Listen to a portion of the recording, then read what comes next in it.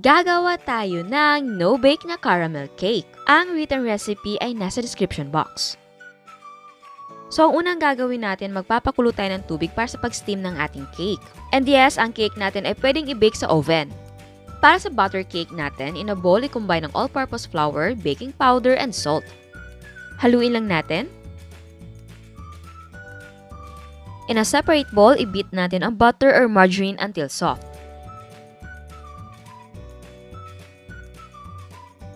And then, i-add natin ang white sugar at i-beat natin until light and fluffy.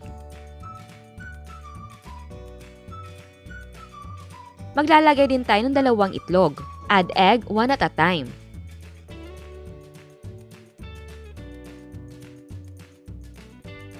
At isabay na rin natin ang vanilla essence. Ngayon naman, ilagay natin ang dry ingredients by batch. At i-alternate natin sa evaporated milk. I-mix lang natin after each addition.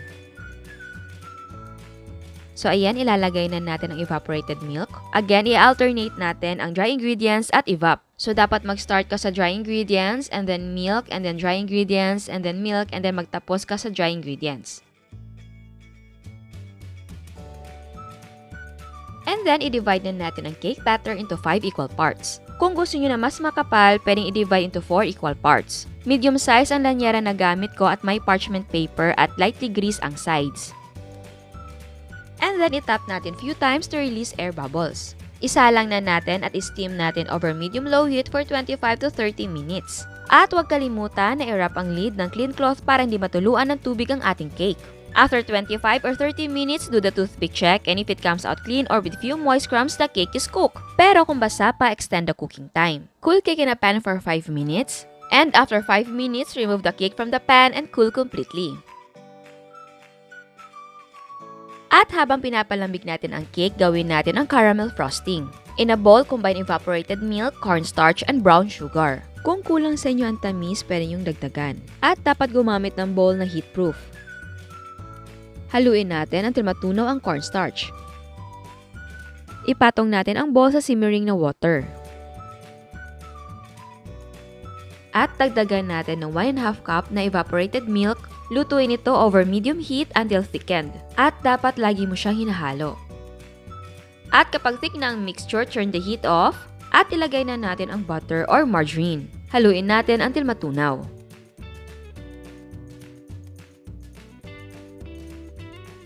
At habang mainit pa ang frosting, ilagay na natin sa cake.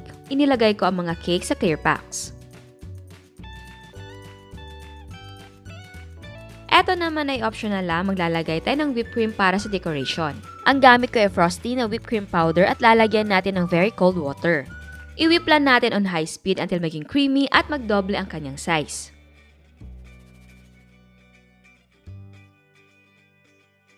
And then, i-decorate natin ang cake. So, kayo na ang bahala sa pag-decorate. Kung wala kayong piping tip, pwedeng ganito ang design.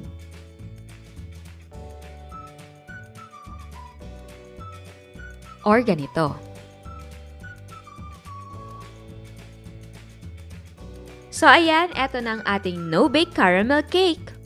At bago tayo mag-taste test, sa hindi pa nakasubscribe, please subscribe sa ating YouTube channel and please click the notification bell and please click all para ma-notify kayo sa lahat ng uploads.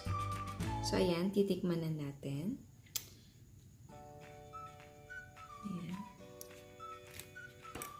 Ayan. Ayan. Pak na pak. Alam nyo, ang pinakauna nyong mapapansin, hindi siya ganun katamis. Hindi kagaya ng ibang caramel na cake. I think that's the original recipe ng caramel. Yung 2 cups ng sugar, tapos i-melt mo, lalagyan mo ng butter and evap. Ganun.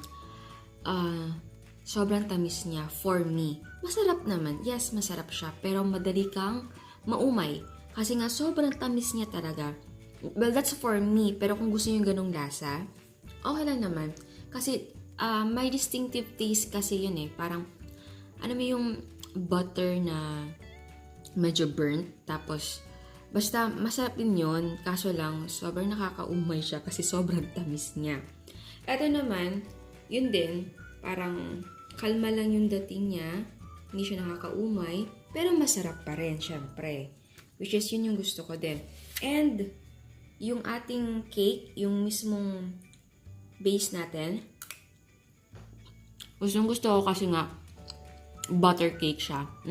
Ang sarap. Parang mas gusto ko pa yung butter cake compare sa chiffon cake. Pero, kung ayaw nyo ng butter cake, okay lang naman yung chiffon cake or any white cake ang gamitin ninyo. Well, for me, mas gusto ko na for this recipe, mas gusto ko na butter cake ang gamitin. Bagay na bagay. Ang sarap. Ang sarap talaga niya.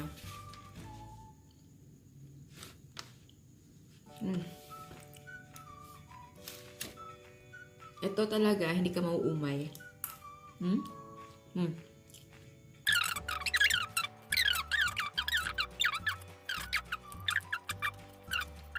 And again, itong part na to, yung ating tawag nito, yung decoration natin, ay optional lang yan. Since meron kasi akong whipped cream dito sa bahay, so yun yung ginamit ko. So, frosting whip yan. Pero kung gusto nyo ng buttercream na frosting, okay lang. Gaya ng, pwedeng gumamit ng whipped it, mga ganun. Mga gusto nyong frosting, okay lang naman.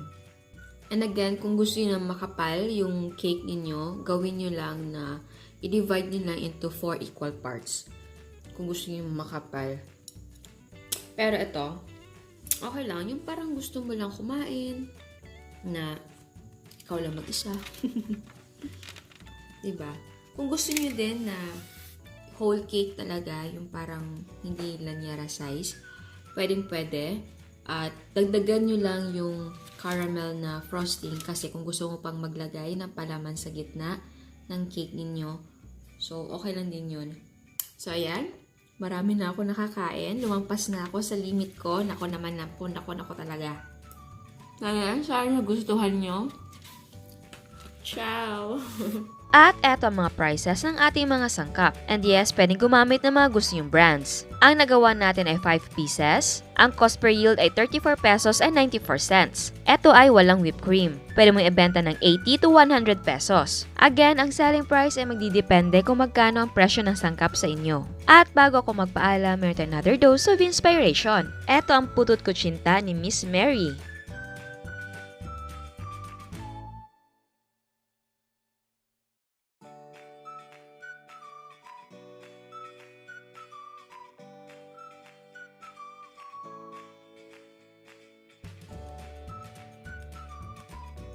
At meron siyang cakes and cupcakes.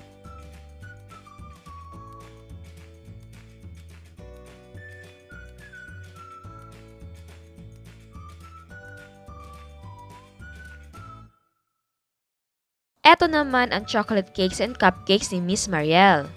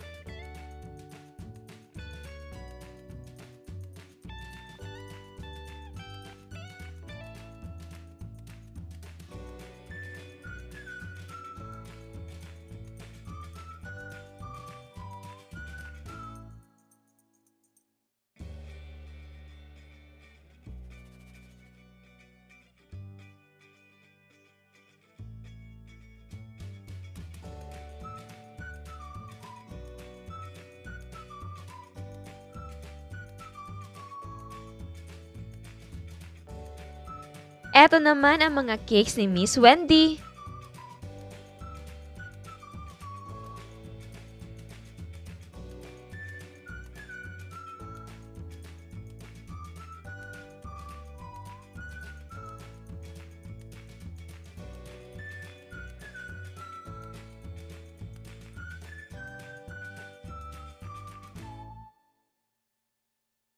Again, I want to say thank you sa lahat na nagpapadala ng mga photos nila. Pasko na talaga next week. Kamusta ang mga orders? Marami na ba? Excited na talaga ako para sa inyo. Basta huwag niyong kalimutan na magpahinga rin. Again, salamat sa suporta at salamat sa laging pagtambay sa Kusina Chef. At para sa hindi pa nakasubscribe, please subscribe sa ating YouTube channel and please click the notification bell and please click all para ma-notify kayo sa lahat ng uploads. And please don't forget to like our Facebook page and follow us on Instagram. Thank you!